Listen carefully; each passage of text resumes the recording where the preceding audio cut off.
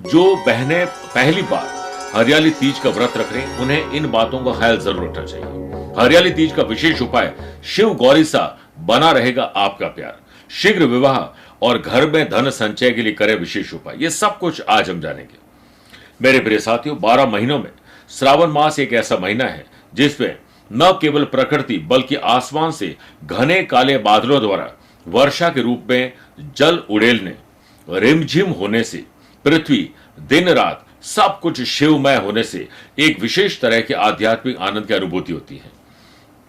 यही वह महीना है जिसमें शुक्ल पक्ष की तृतीया के दिन देवी पार्वती को 108वीं बार जन्म लेने के बाद अंततः शिव पति के रूप में प्राप्त हुए थे। इस वर्ष यह तृतीया शनिवार 19 अगस्त के दिन है। इस तृतीया को मुख्यतः नव विवाहिताओं तथा सुहागिन महिलाओं के लिए उत्सव के रूप में हरियाली तीज के नाम से हम सब जानते हैं।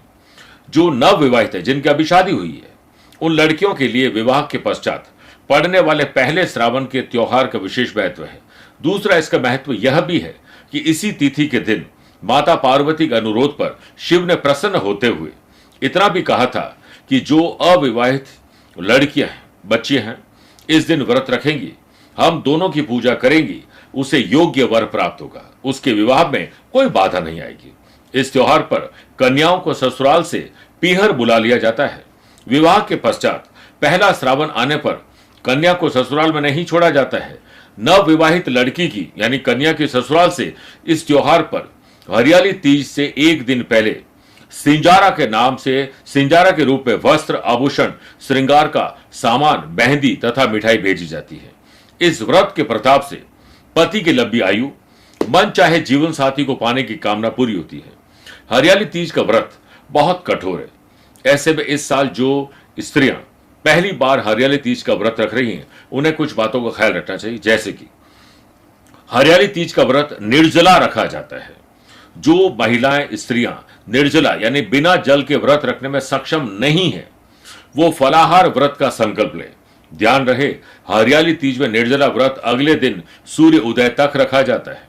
दूसरी बात, शादी के बाद का पहला हरियाली तीज का व्रत मायके में रखा जाता है। यदि संभव नहीं हो तो ससुराल में मनाया जा सकता है।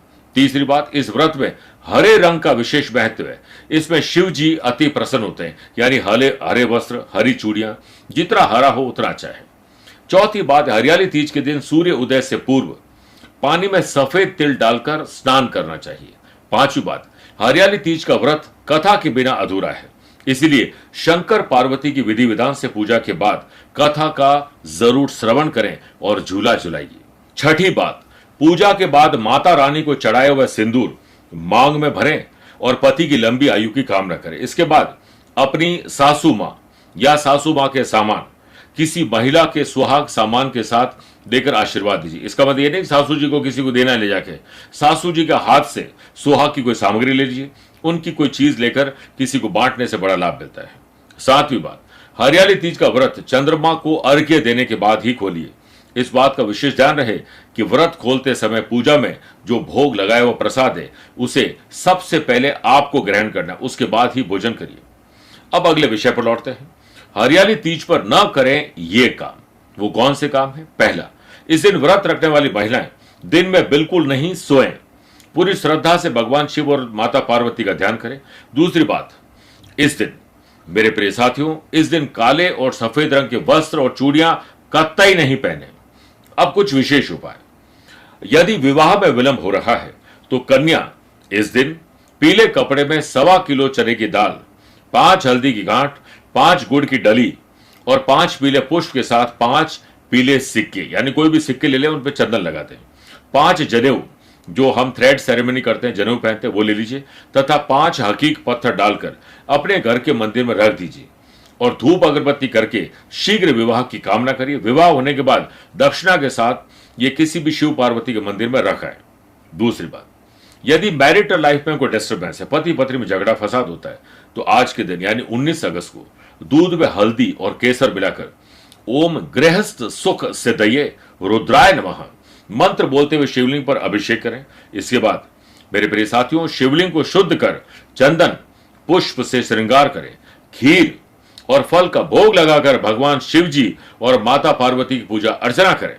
ऐसा करने से दाम्पत्य जीवन के झगड़े खत्म होंगे और पति और पत्नी में प्यार मोहब्बत बढ़ेगी। अगला उपाय धन संचय के लिए, क्योंकि पैसा रुकता नहीं है और पैसे से पैसा कमा नहीं पाते, इसके लिए शिवलिंग पर जल अर्पित कर शिव पंचाक्षर मंत्र नमः शिवाय का 108 बार जाप करें। इसके बाद शिव जी की आरती करें और मां लक्ष्मी की आरती करके ओम महालक्ष्मी नमः का भी 108 बार जाप करके धन संचय की प्रार्थना करिए। आपका कल्याण होगा और आपको और आपके परिवार को हरियाली तीज की बहुत बहुत शुभकामनाएं। आज के लिए इतना ही। प्यार भरा नमस्कार और बहुत बहुत आशीर्वाद। ओम नमः शिवाय।